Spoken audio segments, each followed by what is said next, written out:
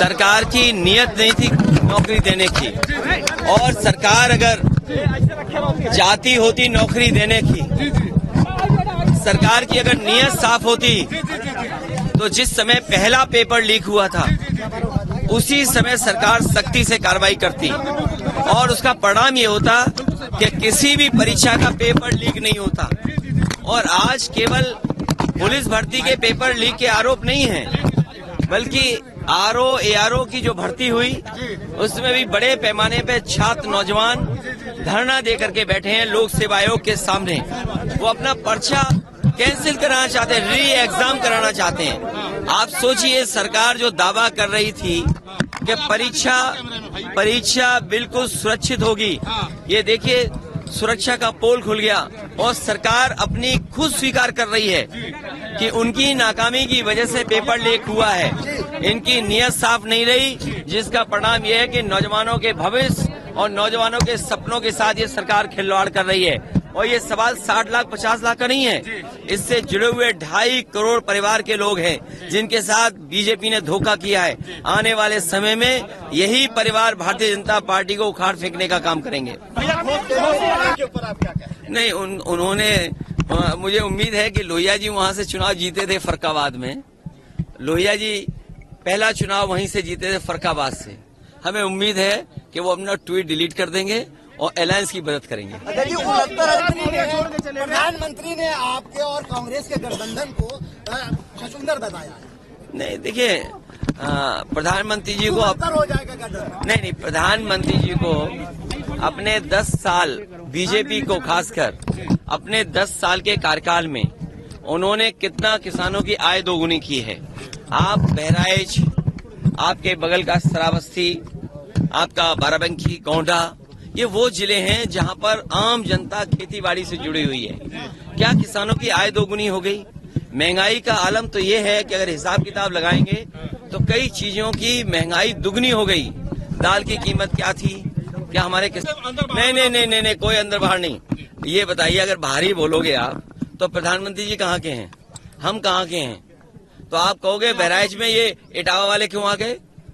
अच्छा, एक मिनट, ये दिल्ली वाले चैनल यहाँ क्या कर रहे हैं? ये भाई एबीपी चैनल कहाँ का है?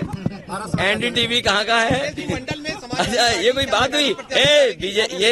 ये कोई बात नहीं है। सुनिए, लोकसभा में ये है कि कोई भी भारत का नागरिक और कहीं भी उसका वोट बना हो वो कहीं भी चुनाव लड़ सकता है, क्योंकि लोकसभा के लिए आप चुन रहे हैं। इसलिए ये बाहरी अंदर नहीं, हाँ प्रधानी का होता है बाहर अंदर।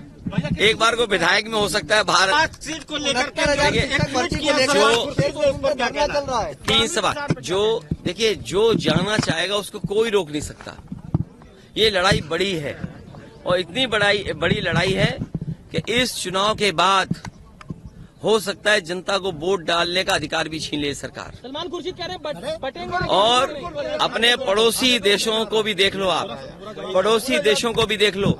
चीन में कोई वोटिंग नहीं हो रही है, रशिया जैसे देश में कोई वोटिंग नहीं होती, नामात्र के लिए वोटिंग होती है। उनका लीडर अपोजिशन भी जेल में मारा गया। और भी मुल्क हैं जहां पर डेमोक्रेसी का क्या हाल है। ये लगातार सरकार, चाहे चुनाव आयोग हो, चाहे कोर्ट हो, चाहे और संस्थाएं, उनको प्रभावित कर रही है। हमारे मीडिया के लोगों को भी दबाव बना रही है कि अगर मीडिया के लोग सच्ची खबर चलाएंगे तो उन पे भी पाबंदी है। बड़े लोगों के लिए सीबीआई, हमारे छोटे पत्रकारों के लिए एसओ थाने वाले, बराबर का झगड़ा है। इसलिए लड़ाई बड़ी है। हम सबसे अपील करेंगे, जो हम लोगों ने एक आवाज दी है कि पीडीए से सब जुड़ जाएं। मुझे उम्मीद है पीडीए की लड़ाई मजबूत होगी, पीडीए एनडीए को हराएगा। और जब हम लोग टिकट बांट रहे हैं, सीटें बांट रहे हैं, तब बीजेपी अपनी टिकट काटने की सोच रही है। सोचो, बीजेपी टिकट काटना चाहती है, हम सीटें बांट करके जनता में पहुंच चुके हैं। पेट्रोल, बड़ी चीजें तो भूल जाइए। आप बताइए 2014 से और आज 2024 हो गया है, नमक की कीमत क्या है? क्या नमक की कीमत दुगनी नहीं हो गई? नौकरी नहीं, रोजगार नहीं, किसान खड़ा हुआ है उनके सामने अपना हक मांगने के लिए। जो लोग नारा देते थे कि जय किसान, जय जवान, जय विज्ञान, किसान दुखी है, आंदोलन कर रहा है अपनी आय बढ़ाने के लिए। नौजवान नौकरी नहीं पा रहा है, अगर पेपर लिख रहा भी है तो उसका लीक हो जा रहा है, उसको लड़ना पड़ रहा है। अपने भविष्य को बेहतर बनाने के लिए। और विज्ञान की बात तो केवल इतनी है कि व्हाट्सएप से लोगों को कितना गुमराह कर दें, सोशल मीडिया से कितना गुमराह कर दें, इतना ही इनका विज्ञान है। इससे आगे विज्ञान इनके पास नहीं है।